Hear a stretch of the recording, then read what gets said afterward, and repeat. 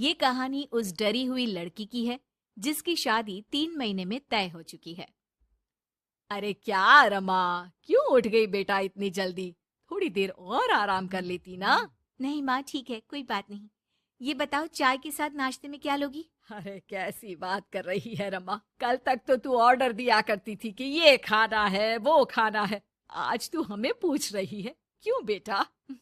माँ, अब ऐसे ही बोलिए ना, क्या खाएंगी? बेसन की रोटी बना दूं दही के रायते के साथ? माँ कुछ सोचती है, फिर कहती है, अच्छा सुन, ये बता, रोहन का फोन आता है? शादी होने वाली है तेरी उससे, बात करती रहा कर। हाँ हाँ हाँ माँ, बात होती रहती है। मॉर्निंग में मैसेजेस भी डालती हूँ। अच्छा माँ, नाश्ता बना कर आती हूँ। ये बदलाव रमा में अचानक आए थे। कहाँ तो वो देर से उठती, बिस्तर पर ही नाश्ता खाना और आराम से नहाना। माँ ने बचपन से ही किसी राजकुमारी की तरह रखा। पढ़ने में होशियार और काफी सोचने वाली लड़की थी रमा। क्या बात है, आज तो नाश्ता बिल्कुल अलग बना है। ये कॉम्बिनेशन अपने घर में तो मैंने नहीं खाया। पापा, वो रोहन की मम्मी सोमवार को यही खाती है, इसलिए मैंने बनाया सीखने के लिए। ठीक नहीं लगा तो कुछ और बना देती हूँ। अरे नहीं नहीं, हमारी समधन जो खाएगी हम भी साथ बैठकर वही खा लेंगे। वैसे इट्स वेरी हेल्दी। हाँ रमा, गुड, वेरी गुड। पापा के मुंह से तारीफ सुनकर रमा खुश हो जाती है। वो रोहन को फोन करती है। पता है, पापा ने मेरे हाथ के नाश्ते की तारीफ की, बोल रहे थे it's very tasty Rama. Good good, सही है। अच्छा देखो, कल मम्मी पापा कुछ भी ग्रीन वेजिटेबल का खाते हैं, जैसे पालक पनीर या फिर मिक्स सलाद के साथ ब्राउन ब्रेड। तुम बना लेना कल, और हाँ, पिक्स शेयर करना, मैं माँ को दिखा दूंगा। ठीक है, भेज दूंगी। अगले दिन रमा फिर कुछ नया बनाकर रोहन को फोटो भेजती है। अपनी माँ को दिखा देना, ये मैंने बनाया है। तभी वहाँ उसकी माँ आ जाती है। ये क्या बेटा, ये हाथ कैसे चल गया तुम्हारा? अरे कुछ नहीं माँ, वो तो बस ऐसे ही।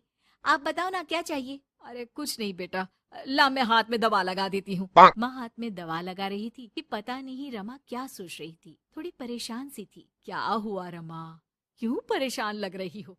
रोहन से कोई बात हुई है क्या? नहीं माँ, आज जो बनाया उसकी फोटो मांगी थी रोहन ने, दे तो दी, लेकिन अभी तक कोई रिप्लाई नहीं आया। माँ कुछ सोचती है, फिर रमा के फोन से उसके जले हुए हाथ की फोटो खींचकर भी रोहन को भेज देती है। अरे माँ, ये क्या कर रही हो? वो सोचेगा कि मुझे काम करना आता ही नहीं। हाँ तो सोचने देना, पढ़ाई में नहीं मिल पाता था वक्त, जितना सीखा है काफी है। वक्त के साथ ही खाना बनाना, घर संभालना, सब कुछ आ जाता है। थोड़ी देर में रमा के फोन का मैसेज बजता है। रमा के पास रोहन का फोन आ जाता है। माँ को ये खाना देखने में ही अच्छा नहीं लगा। बोल रही थी कि तुम्हें बोल दूं कि अच्छे से बनाना सीखे। ना हो तो कोई क्लास ज्वाइन कर ले, मैं पैसे दे दूंगा। और हाँ, प्लीज यार, ऐसी डरावनी जलने कटने खून खराबे वाली फोटो मत भेजा करो। जल गई क्या? तुम्हें खाना नहीं बनाना आता क्या? मुझे ब्लेम मत करो।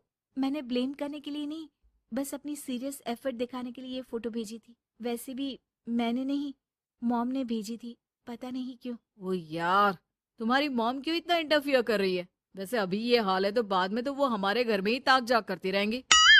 उनसे कहो कि मैं तुम्हें उस घर के लिए तैयार कर रहा हूँ जहाँ अब तुम्हें पूरी जिंदगी रहना है। रमा को रोहन की बात ठीक नहीं लगती।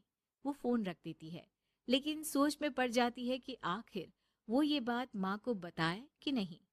अब हर वक्त या तो वो रोहन का बताया खाना बना रही होती है, या उसके कहने पर उसकी पसंद की टीवी शोज, वेब सीरीज या फिर किताब पढ़ रही होती है। क्या बात है रमा, आजकल मैं देख रही हूँ कि तुम बहुत परेशान सी रहने लगी हो। कोई बात हो तो बता दो बेटा।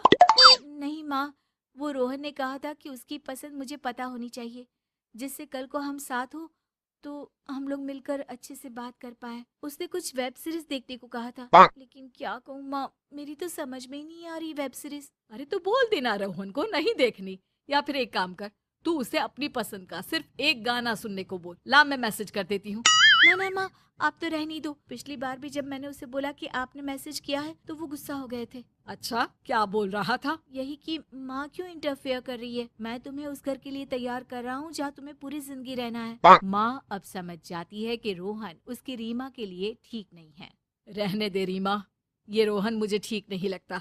तू बोल तो मैं कोई और रिश्ता देखूं। अरे नहीं माँ, मेरे पूरे फ्रेंड सर्कल में ये बात हो गई है। नाते रिश्तेदार आस पड़ोस सभी। हाँ, ठीक है बेटा, चल कुछ दिन और देख ले, लेकिन ये मत सोचना कि यहाँ शादी नहीं हुई तो कुछ बुरा हो जाएगा। ये देखना कि इससे शादी हुई तो भविष्य कैसा रहेगा।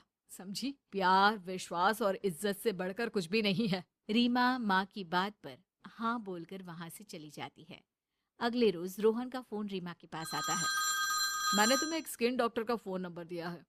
माँ बोल रही थी कि तुम सांवली हो और दिखने में भी नैन नक्श थोड़े। एक काम करो ना, तुम इनसे अपना ट्रीटमेंट शुरू करवा लो। होप कि थोड़ी देखने लायक हो जाओ। आज तक रीमा से किसी ने इस तरह बात नहीं की थी। वो ये बात सुनकर सीधे शीशे के सामने खड़ी हो जाती है।